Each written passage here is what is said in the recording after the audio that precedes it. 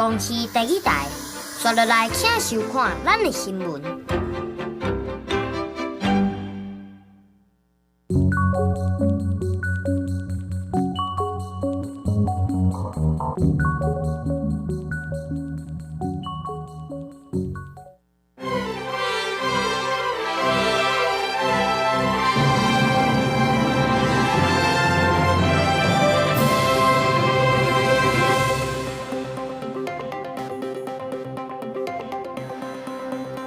观众朋友，大家好，欢迎收看6月7日公视台记台下晡新闻，我是陈淑君。咱先来看今仔有什么新闻重点。民进党前员工指控一个涉案的个案对于骗蛇移向东部刑诉主管说想要吃的，民进党已经要求这个主管停职接受调查。如果南极中心张武军官做体能测验，向昏倒休息，目前人搁伫家福病房争议科目的抢救。内政部推出3万块的房贷补助方案，今仔开始申请到年底，早起一开放，网页就袂顶袂当，网页毋过已经有2万人申请了。新闻台4来看，民进党有一个离职的员工，伫面册铺文指控讲，伫去年的9月，伊甲一个外包的摄影团队出版，外包的档案伫车顶对伊卡来手来，伊向迄当时的妇女部主任。现任的副秘书长柯家店申诉也毋过哦，主管却问伊讲：“你若无要随落车，嘛讲若是启动停驶，对伊嘛无介好。”政府是甲最近真情的造浪者即出连续剧是真相像。民进党早起嘛开记者会会室内，嘛表示讲会随来检讨党中央的通报机制，信评部赶紧来进行调查，提出报告哦。副秘书长柯家店停职接受处罚接受调查。民进党爆出党工做性骚扰轰炸案，引起正大讨论。一名女性前党工伫面册发文控诉，去年9月甲摄影团队执行专案任务，稍后公车会抢上性骚扰，事后求助迄当时担任妇女部主任、现任副秘书长的柯家店。稍后官问安怎无跳车，甚至甲伊讲启动调查定序，名誉恐吓受损，互党工心身受创离开。民进党7日紧急召开记者会会室内讲。第一时间无保护好同情，我们没有第一时间能够有机会能够保护他。赖清德主席表示，对于任何涉及性骚扰的事件，党中央绝对采取零容忍的态度。通报机制是否有所不足，该检讨就检讨，确定跟加害人终止一切的合作。第二个就是在被害人他所需要的心理的重建、所需要的咨商的资源的部分，信评部会协助转介并支付所有的费用。民进党发表3点声明，党主席赖清德表示，对性骚绝对采取零容忍，针对通报机制爱认错的就认错，会检讨改进。性平部组成的调查小组会尽速提出处理报告。另外，当事人柯家店虽停职接受调查，国民党立委王宏碧也点名，迄当时督导妇女部的就是前副秘书长林飞环。我们未能在第一时间承接住当事人的感受，造成他在这个事件的当下，他是独自面对跟承受，这个我们必须深切反省跟检讨。真侪位两名女性民代同齐谴责性骚案。对于这案的代志，提出党的精神甲价值，需要重视解决问题，要求党中央严听。国民党指出，性骚案不是民进党的家务事，而是公共议题。包括这个女性主管曾说，我过去在年轻的时候，我也碰过这样性骚扰的事件。民进党内部到底有多少这样的事件过去曾经发生？我们就看赖清德怎么去处理，谁吃了案。国民党立委批评柯家店过去捌担任台湾妇女团体全国联合会秘书长、台湾女性影像协会的常务理事，今嘛封7期这案，要求民进党唔通双标处理性骚议题。记者综合报道。民进党前员工红性塑料的事件，民进党的党主席、副总统赖清德目前是阁还未回应。新北市长侯友宜今仔就批评民进党真见笑。民众党的立委嘛批评讲，这款想要暗砍代志的态度，是对当事人的二度伤害。为日控制处大选备战，民进党内部最近风波真多。新任党主席、副总统赖清德早起参加台北大东区甲寿光的活动，面对媒体真侪摆问到党内妇女部性骚扰疑云，是低调无要讲。会处理性骚扰的案子吗？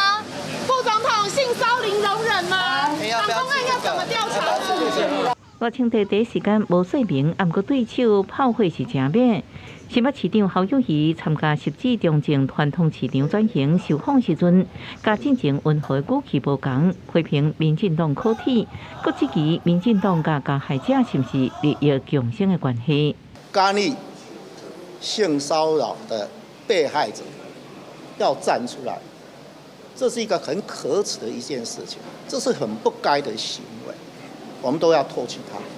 6月7日是侯友宜参选总统竞选办公室的成立的日子，第一波发现团队成员拢是7、8年级，选战步调慢慢就位。民众党针对性骚扰案件，更加火力批评民进党想要大事化小事、小事化无事的态度，已经对当事人造成二度伤害。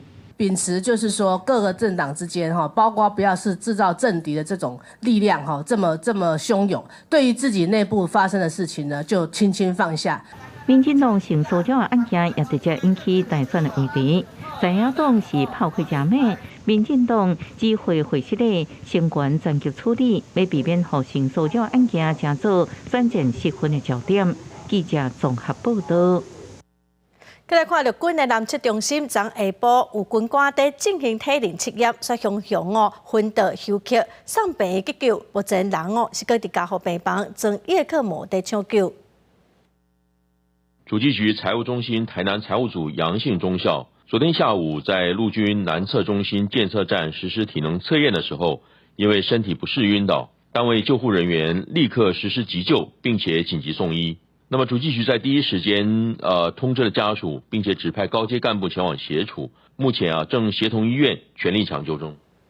这44岁在接受测验试用的中校，昨下晡4点外，伫咧75分钟跳所爱的时阵雄昏倒休克，边仔人是赶紧帮伊做 CPR， 送到台中荣总的嘉义分医来急诊，目前是个正叶克膜在抢救。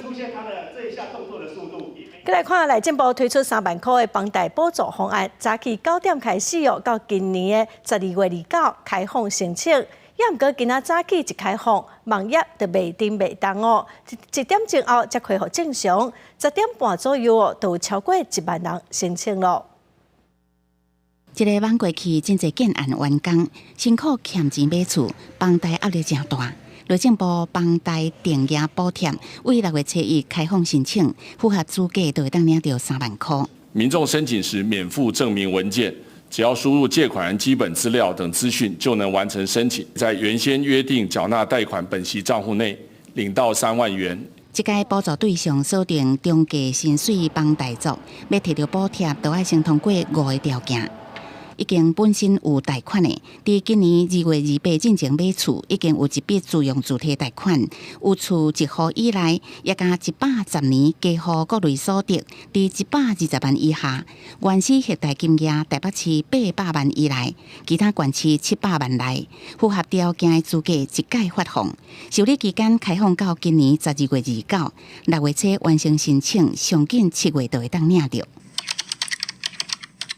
搶頭香想要申請，登入網頁驗口一直等，到尾無法度連起，失靈超過1點鐘。營建署是解說申請傷濟人，造成流程卡條的。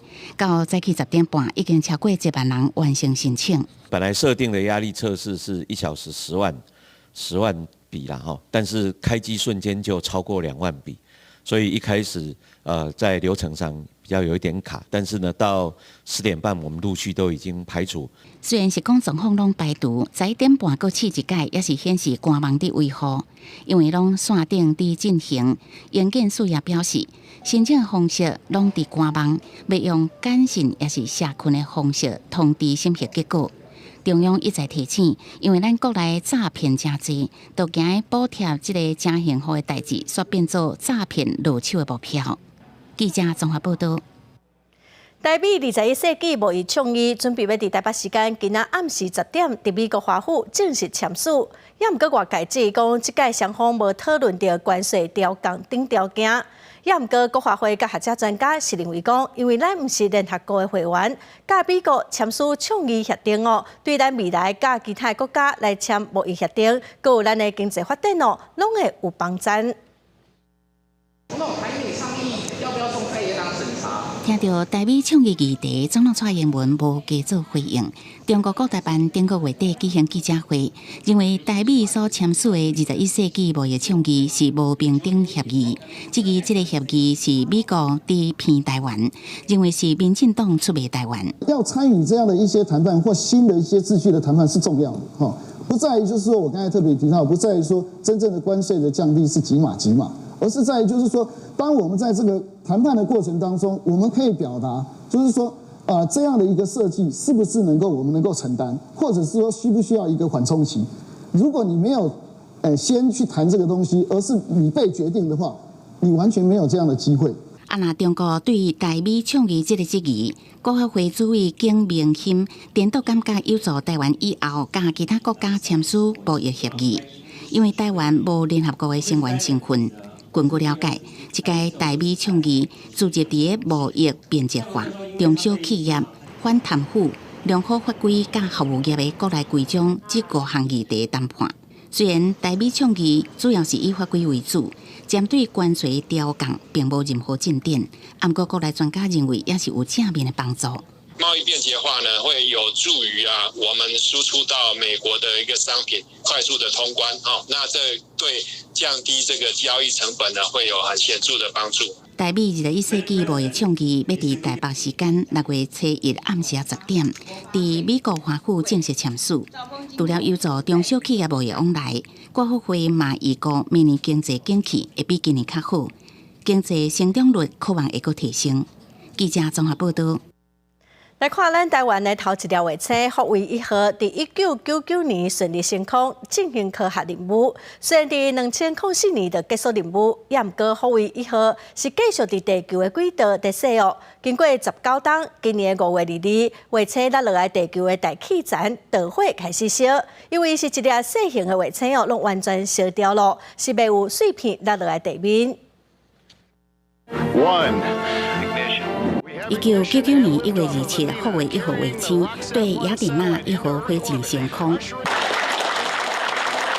原名中华卫星1号的福卫1号是台湾第一粒卫星，重量401公斤，轨道的宽度600公里。伫顶悬主要有3项科学收载，要进行真侪种科学实验。原本计划伫太空点4年，到尾运作5年半。2004年6月结束任务，后续也是伫个地球轨道，一直到19年后，总算伫今年5月2日登回地球烧完。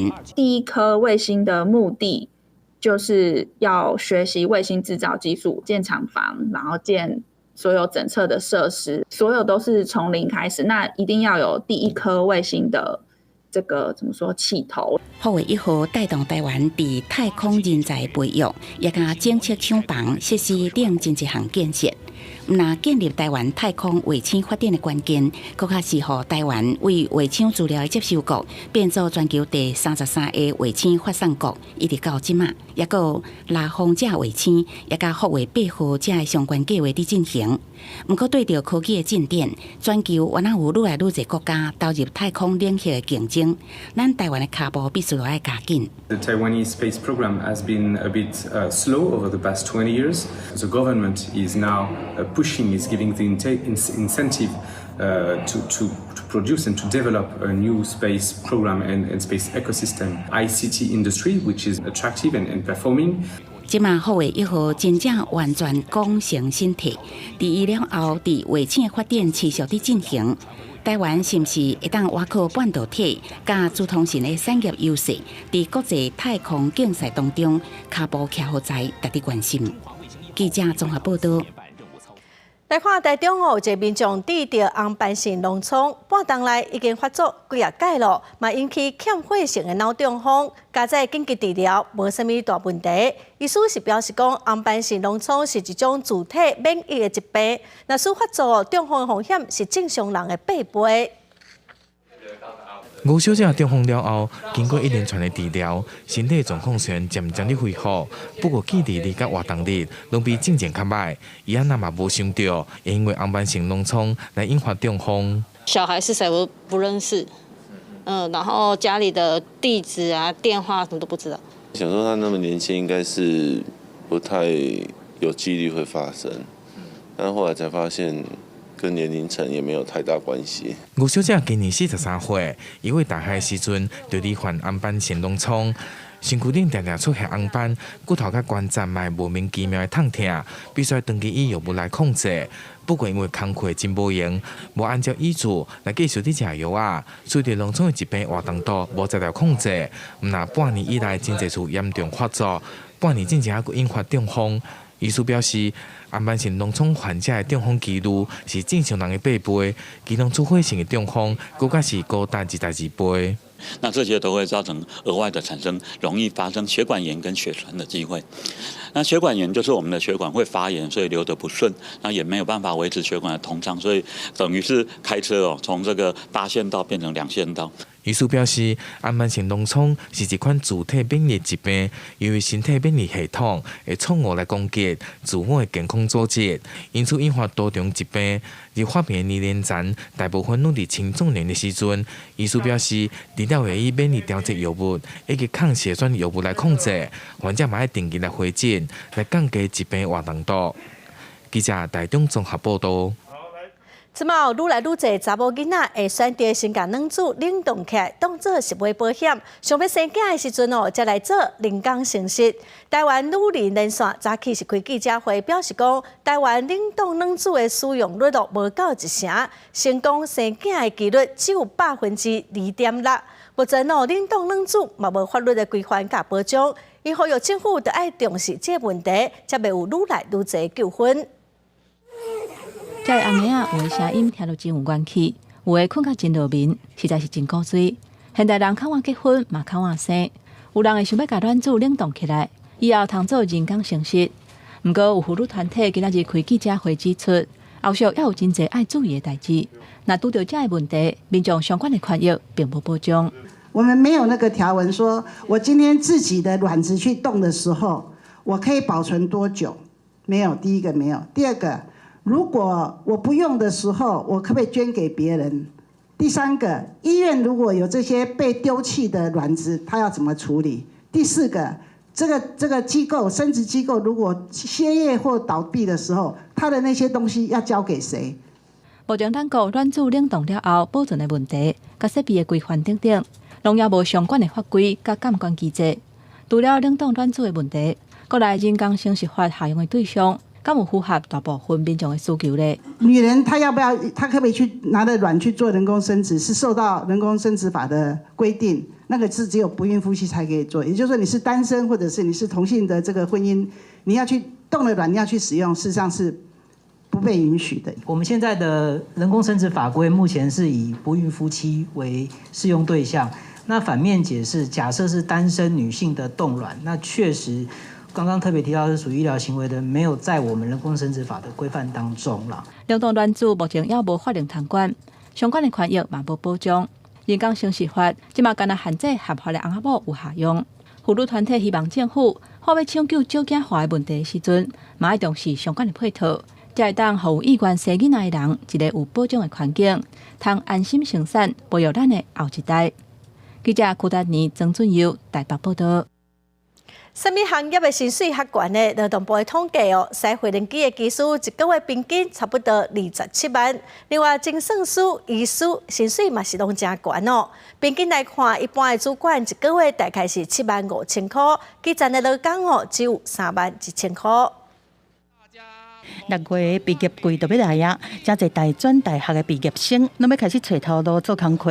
除了兴趣和环境，薪水当然嘛是这毕业生找头路的关键。劳动部31公布去年7月职业队的薪资调查，以一个月的薪水来看是技术上悬，过来是精算师、医师、准的监管人员和职业运动员等等，因一个月的薪水拢超过10万。技师的这个养成其实也是有比较漫长的一个这个阶段，可能要从这个培训啊、副技师到正技师才有机会拿到这个年薪100万的一个这个状态。第一代人经常性的薪资方面，去年主管和监督人员的月薪是7万5上悬，过来是专业人员6万2，基层的劳工干那3万1上低。年薪的部分，主管会当到120万，基层的劳工干那40万，两个是差3倍。有学者认为讲，台湾薪资的隐形化是愈来愈明显，因应未来就是一个数位化的时代，找头路的人要有数位化的思考和专业能力，才有可能增加家己的竞争力。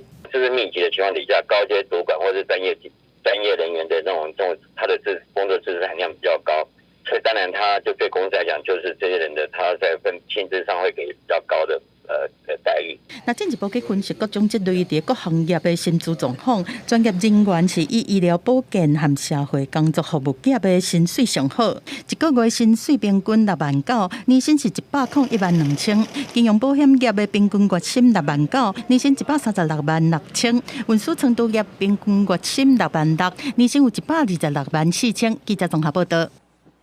再来关心马湾风台海上风台警报，伫昨暗头5点半解除，也毋过受到风台外围环流影响，恒春半岛沿海嘛是有大影。伫屏东的小琉球，这几天有人伫海边仔耍独木船，无民众在耍骑船可能是因为风影上过大冰船，阿妈棍跌伤送病院。民众讲起受伤的教练，就往河边冲，另外一边有人通报救护车。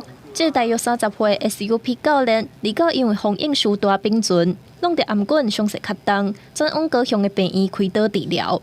这个很危险啊！这个到头有可能就晕倒了。患者意识清楚，脖子有疼痛感，下半身运动感觉没有知觉。过当天5月30，有人看到伫风影明显加强的状况之下，有教练带游客去唱水。风影较大，个落咧游泳，教练带落的啊。5月3日，有人去耍水上活动，因为风影上大变起，互人救起来。小琉球连续3天拢出现真危险的画面。不过气象局为2到下暗发布海上风台警报了后，到3日下晡5点半才解除警报，也是有民众冒险去海边。屏东县政府的灾害应变中心已经发布了限制令，禁止人民下水的时候，管理处也会在琉球周遭的沙滩上插立红旗。目前海边的风浪仍是很大，那所以在这边呼吁民众，请尽量避免前往海边。大平湾国家风景区管理处回应，为着要提供海上资讯，有邀请当地水上活动业者加入内的社群，提供上新的消息。若是海上无好，拢会甲因讲。不过2到3日，因为屏东县政府无成立应变中心，无发布警戒管制公告，品管处干那会当看到业者虽然冒险落海，却无算是违规。记者综合报道。台电推动协和电厂改建，在地团体是认为讲会破坏环境所以非常的反对。台电嘛修正开发范围，推出3点控的方案。基隆市政府昨时宣布讲，之前市政府同意的2.0方案先撤销。时代立委、时代力量的立委陈椒华早起就办协调会，在地团体是讲，若是环保署的环评会议继续安排审查，因就要去提告。我们将废止之前基隆市政府原则同意2.0方案的公文。即马基隆市政府宣布要废止原地同意第4天然气接收站的开发案，安尼协和改建案嘛出现变数。为着要减轻开发天然气对海洋生态造成的冲击，原本要甲海吞吐起来所在，台电即马讲要甲缩小，搁要刷向东边，在地团体的积极新选的地点是愈无妥当。它其实是不断的对我们的生态保护区、自然海岸来去做掠夺跟侵蚀。守护外木山行动小组指出，物件的内容显示有第三方验证的基隆港水港模型试验，含真实超准模拟报告指出3.0方案对航安有风险，而且即马资料阁还未送到环保署，安尼环评审查就应该要停止。这个都已经涉及到触犯环评法第20条的刑事责任，明知为不实事项而记载者。原本按算这礼拜五要举行的宽屏延续会议，环保署说因为参与的委员人数较少，所以就取消。顶部的协调会，环保署就强调，当选的3.0方案也伫咧开发的范围内，嘛指出市府即马向无同意开发的决定，未去影响到庭事进行。我们还是会依照环评的相关程序来进行，不会依照其他法规审查的结果为前提。前一任的嘉南市长林佑昌是强调，过去市政府同意开发，但是无代表讲都是核准开发。原则同意是同意，他这个调查报告，并不是基隆市政府去核准。林佑昌指出，台电伫咧开发范围内做过水产动植物的调查，调查结果认为影响无大，而且开发同意函即马向互市府废止，台电无法度接受，要提行政强制。另外，环保团体嘛合约争议也未解决，环保署若甲宽屏排审查，就要提告公务员违法道理。记者综合报道。台南湾里一间中央厨房的工厂，昨半暝加速爆炸，工厂拢毁掉。一个厝边因为天棚落来着伤，起火原因是爱个调查。监视器是翕落来，加速爆炸迄时阵，现场是火光四射，也有浓烟。31号深夜，台南南区湾里地区一处中央厨房的工厂发生加速爆炸事件。台南市消防局是派17台车，总共32个人到现场来抢救，布水线来拍火，火势伫深夜11点10分控制以及拍花。刮到了啊，这里跟这里都被刮到了，结果没想到就这么幸运就被波及了。这中央厨房啊，设备啊对啊啦。咧煮中央厨房，有咧煮食的吗？对啊，中央厨房咧煮食。中央厨房发生加速爆炸事件，工厂是几乎拢毁掉，杂物竟喷火到马路上，现场的状况是真乱。案发地点是规排联动的工厂，经破机轮机一名30外岁男子跳落来天棚重伤。好在在事发当时是深夜的时刻，中央厨房员工都已经下班。那火是在20分钟之内就控制扑灭的。那现场在邻居在当时也发生有一位民众有疑似因为气爆的关系有受伤，那现场也赶快有做紧急的处置，然后前往市立医院救治。警消人员初步检视失火的联动工厂有3件起火燃烧，燃烧的面积大约各15平方公尺。因为中央厨房外口有大型的加速桶，消防人员是初步判断有可能是加速外漏了后引发爆炸，但是真正的原因，就要等调火调科的人员鉴定了后查明。记者王正混蛋报道。来看桃园龟山进行路驾驶西湖的路口离岛发生死亡的车祸，家属嘛指控道路的设计有问题。有民众嘛讲这路口常常发生车祸，交通局表示讲会来检讨改善。画面上看到直行的轿车弄到要倒滑的机车，桃园龟山进行路甲西湖路口离岛发生死亡车祸，造成一死一伤。家属普文指出，道路设计有问题。提醒用路人爱细意。双方在路口发生碰撞，造成卢姓女乘客送医不治，许姓男骑士胸部挫伤，无生命危险。双方驾驶皆无酒测值。这个路口都还蛮危险的，因为这边车子都开很快，然后摩托车也骑很快，所以就会撞到。附近民众也讲，这个路口车速紧，定有车祸发生。尤其路口机车台专区取消了后，机车倒弯专用道设伫汽车道的中央，有骑机车的人惊危险，又原先到以早台专区停单。你看摩托车在中间然后停在那边，我怎么骑？我都觉得很恐怖哎。本来是2段式嘛，后来改到这样的时候，就时常发生车祸的。初判是小客车违规驶在内侧左转专用车道为事故主因，针对于正兴路上上游路口的交通工程设进行检讨，加强引导，以杜绝汽车违规行驶的可能性。交通局表示，这件死亡交通事故初步判定小汽车违规是肇事主要原因。交通局也会阁检视进行路关头交通工程设施，加强引导，避免用路人违规。另外，针对机车倒滑安全，会阁检视路口提出配套措施。记者综合报道。来看美国航太总署 NASA 去年成立不明空中现象研究咱一般讲的 UFO 的研究小组。伫昨午，伊嘛办头一届的公开会议。研究小组是表示讲，有真侪现象是拢真歹解释，嘛有科学家因为研究 UFO 受到塑料佮互抹污，这嘛影响到研究的进度。所以，因希望透过电视直播的公开会议来减少大众的疑虑。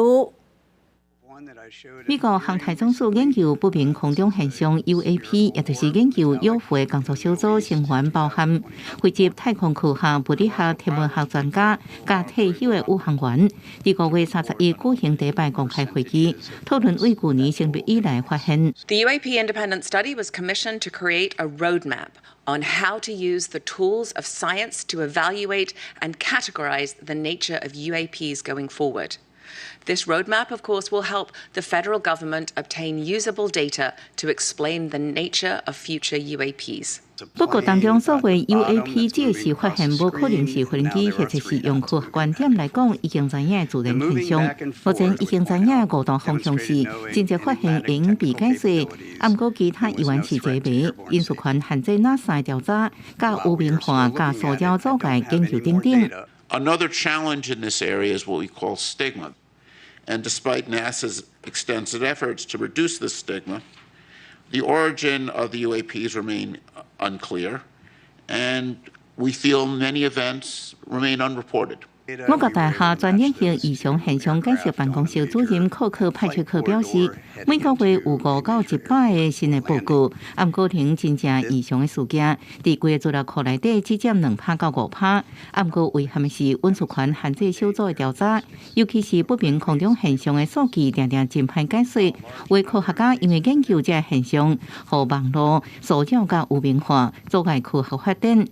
NASA 也强调，进入新的时代 ，NASA 无任何隐瞒，了后调查拢会公开透明。公司新闻新录配编写。来消息来看，惠宁县真口乡乡长林德玲，涉嫌对2020年8月份开始，向太阳能工地业者收乌西，协助因取得建造顺利开工。惠宁地方法院一审是判有期徒10档，褫夺公权8档。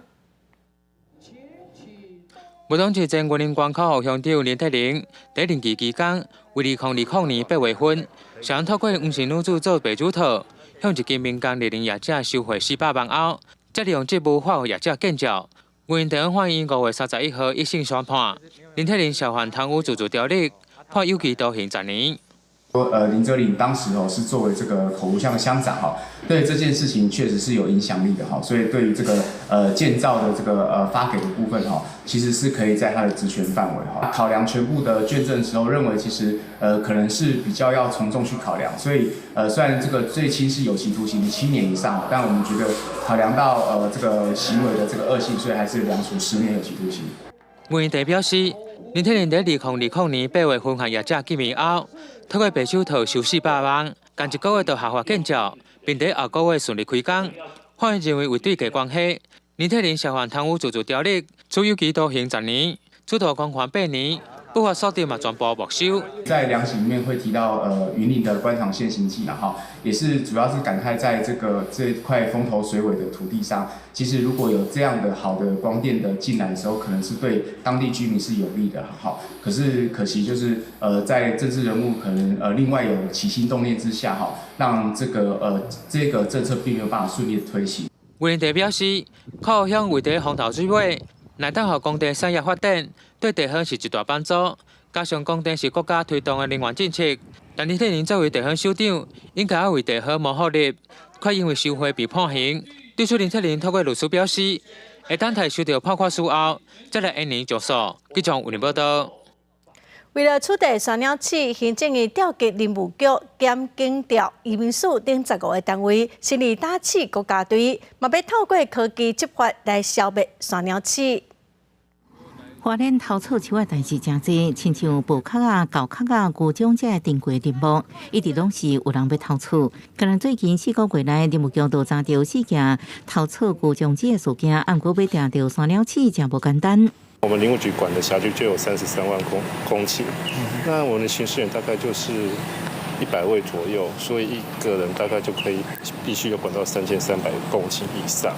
那因为这样子的话，所以在人力上的话会比较不足。花莲林管处甲高检署联合开华东地区检警临时联合平台会议，翻看司法检调、警政移民署10个单位成立打诉国家队，整合各项专业才能，更较有效打击犯罪。法官、检察官，或者是警察，或者什么现场人员，在不同的职位的专业角色上，能够连接起来，让这个盗伐能够让他的从被发现一直到被定罪之间，不管是证据程序或证据的那个证据力，能够被认证啊。另外，林副局也开始用亲像卫星监测、红外线摄像机、缩时摄影、5G 回传这高科技系统来监测新闻状况，也提悬检举奖金。那经过起诉了后，应领查拉米市价10派奖金，相关500万。记者综合报道。高雄凤山溪伫5月30出现真侪死鱼仔，隔天民代去勘查凤山溪的溪水拢变白色的。环保局检测时发现讲，应该是附近的食品工厂废水处理系统出问题，排出来水域油的成分上过悬。这间公司伫今年4月嘛捌违法，环保局嘛表示讲会搁加重来处罚。白色的废水对排水管排入去凤山溪，互溪水变了真落，佮发出阵阵的臭味。民代5月31下晡来到高雄沼庆美庄路巡视凤山溪，拄好看到废水将溪水染成奇怪的白色。整个排放出来的水是呈现乳白色的，我相信这是事业废水，不是生活废水。环保局接到通报到场检测，发现溪水含油量超标。对查到排水的业者，就是附近的食品公司。业者找伊透早回息的表示，是排污设备出问题，已经请厂商来调整。把油脂过滤的过程，就是添加的比例可能在电脑程式上是跑掉了，所以才会造成它的水里面的油脂量含的比较高一点，也比较浑浊一点。因为凤山溪5月30才扑出大量鱼仔的尸体，互民众怀疑是废水造成。对此，环保局表示，迄天检测水质无异常，加上业者排废水是隔天31，目前无法度确认相关性。但这间食品公司今年4月嘛，因为排的废水含油量过悬，已经互环保局罚3万块，累犯会加重处罚。食品业者将未妥善处理之废水直接排至凤山溪，立即命其停止排放废水。将依水务法第30条规定，裁处3万到300万元罚锾。事实上，民代31尾仔伫沼庆美山路附近的凤山溪，佮看到第2件废水污染。初一透早来到现场，水面铺着红色的物件，佮一盏薄薄的油光。环保局已查出排水的业者是一间批工厂，等水样检验结果出来了，会确认是毋是爱开发。记者陈环宇、柯正俊高雄报道。外来种的鸟仔家庭伫国内生团是愈来愈多，嘛威胁着本土种的家庭，可能剩无到1000只。农委会嘛公告讲，即种本土种的家庭是二级保育类的鸟仔。最近有民众伫台东的地上翕到一款喙白白的本土家庭，咱做伙来看卖。南部一支稻作开始收割，挂稻机后壁缀着一顶黑色的鸟仔，随着挂稻机行，数量真多，也毋惊挂稻机发出的声音。农民讲，这款的情形已经定看也惯习啊。割完的时候，它旁边都会有小小的虫会跑出来啊，它们专门都在吃虫啊。这种摸着乌小毛的鸟仔是外来种的家庭，伫全台乡村地区4月拢会当看到。因上喜意伫边部有排水孔的所在繁殖，会当讲伫有孔的边部生态地拢互因占了，也安尼严重压缩本土种家庭生存甲找食的空间。本土种家庭的数量愈来愈少，全台估计剩无到1000只。也毋过最近有鸟友伫上记录到一对本土种的家庭，喙含着虫飞入一个边部的孔内底饲细只家庭。这款的发现，互生态工作者真欢喜，也毋过也烦恼伊互外来种的家庭赶走，生存真无简单。外来种八哥相对的比较占据优势是，它会利用人类的一些孔洞或者是建筑物来做筑巢的动作，而且它会跟原生种的鸟类八哥跟麻雀等等的一些原生种鸟类产生气味上的竞争。本土种家庭已经互农委会列为列级珍贵稀有的保育类鸟类。鸟友讲，本土种家庭的喙是白色的，甲外来种家庭的喙是黄色的无同。真好辨认。即马伫野外，外来种家庭拢是规定活动，本土种家庭的数量真少，只会当拍拼求生存。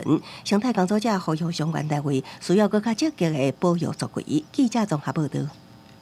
第42届行政院文化奖将伫台北市中山堂颁奖，布袋戏国宝黄俊雄，佮有栽培真侪学生的台湾小提琴音乐家李淑德，佮有咱台湾的表演艺术工作者吴正杰，这三个人得奖哦。吴正杰嘛，甲奖金100万捐予抓风车剧团，望讲用戏剧来防止青少年食毒。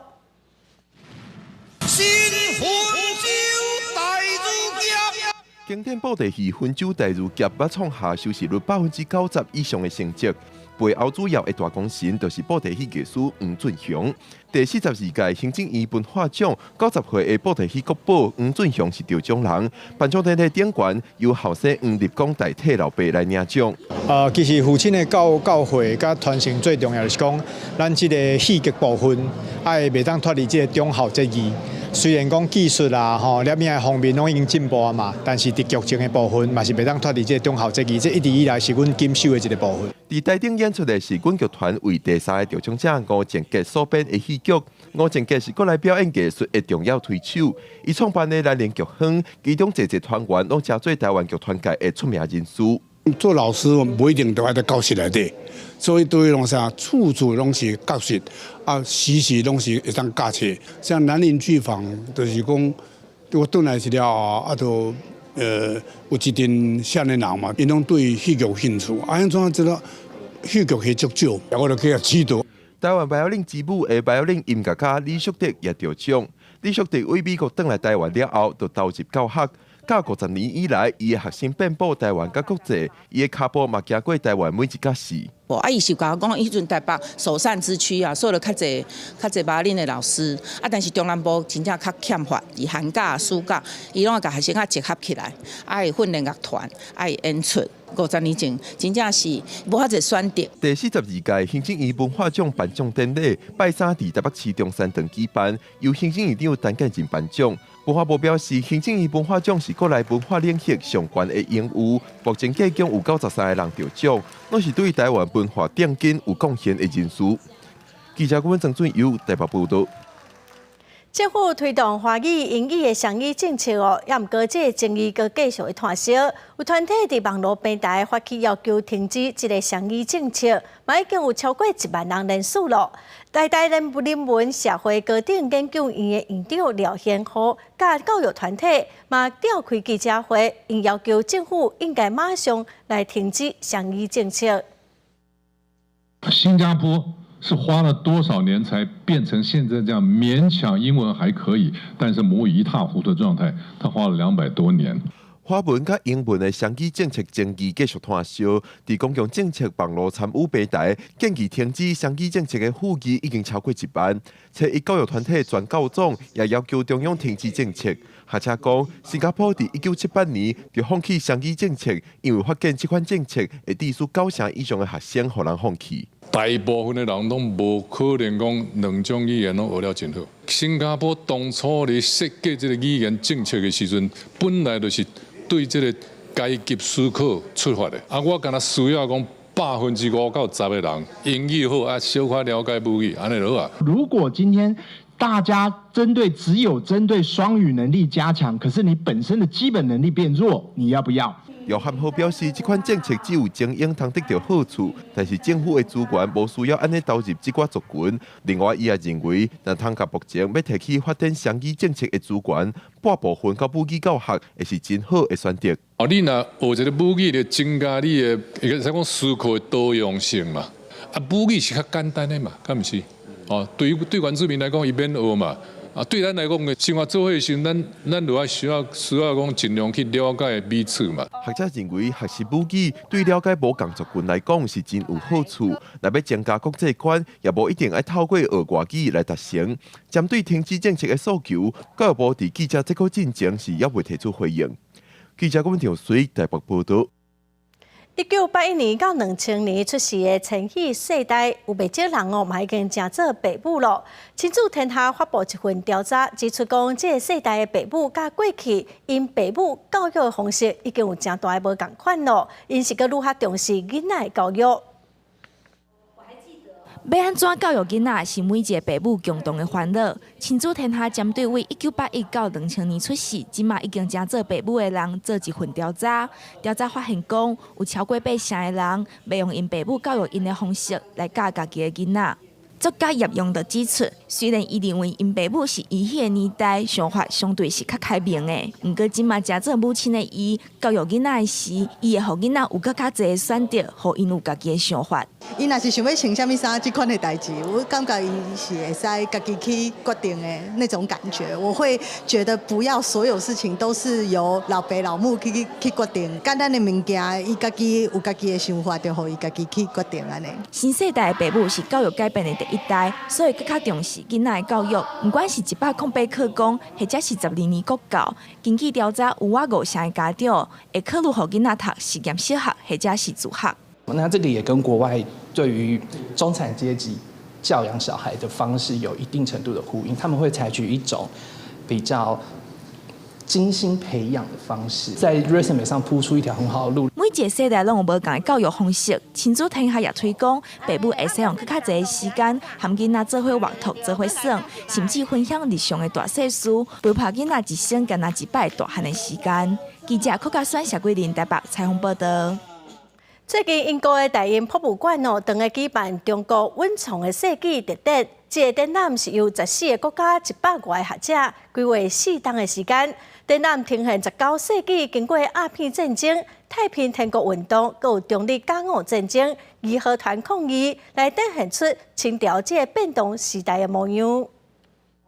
今日去大英博物馆中国温床的世纪特展，一开始就先看到这把用凸形技术制作的大清晚年一通地理全图，1796年完成帝国的版图，包括超过全世界总人口的1/3，是世界历史上上繁盛的帝国之一。不过，19世纪连续内乱加对外战争，国家上革命运动，1910年终结2000多年的帝制，开启共和。这段期间，经过政治、文化加新技术的推动，激发正丰富的创作力。自1796年到1910年，经过6位皇帝，3个是大人，3个是囡仔。在这段期間，慈禧太后雖然聽政47冬，這領融合西歐加東洋技術的長袍，代表慈禧所享受的榮華富貴。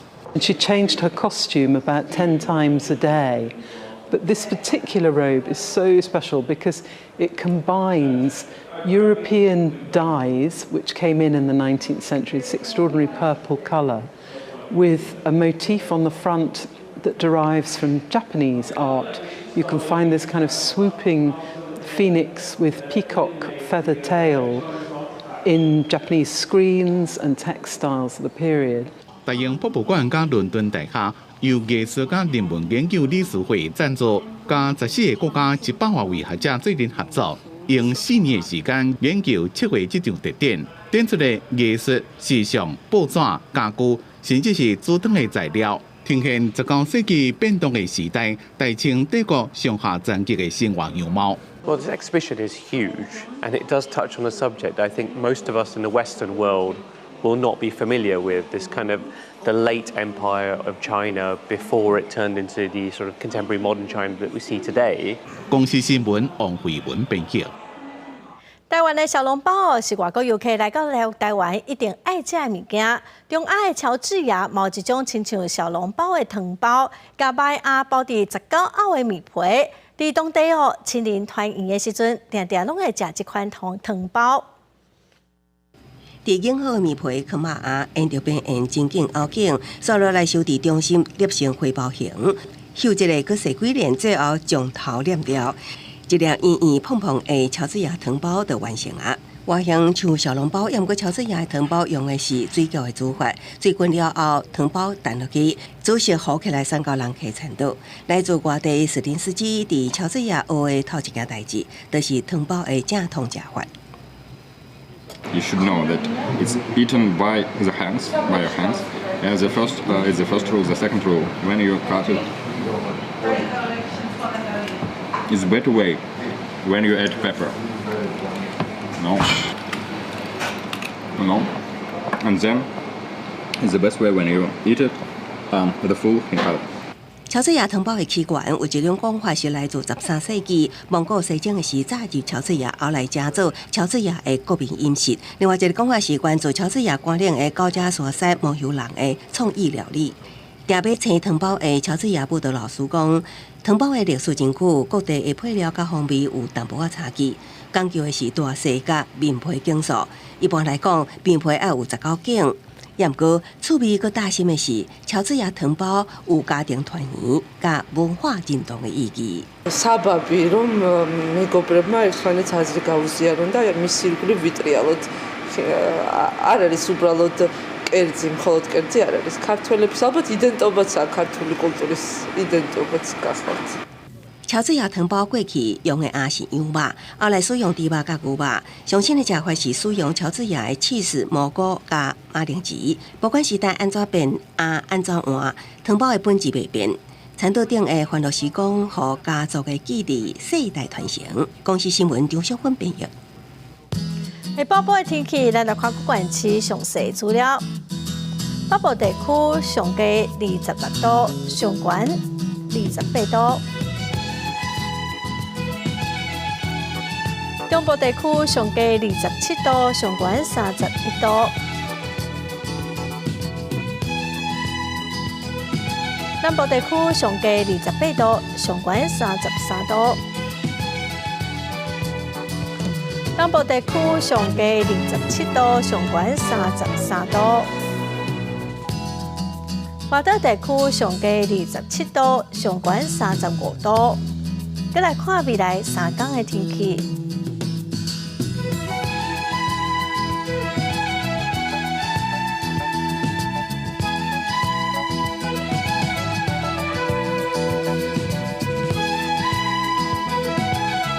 感谢观众朋友收看《公视台语台下晡新闻》，我是陈淑君，明仔载下晡3点，咱再会。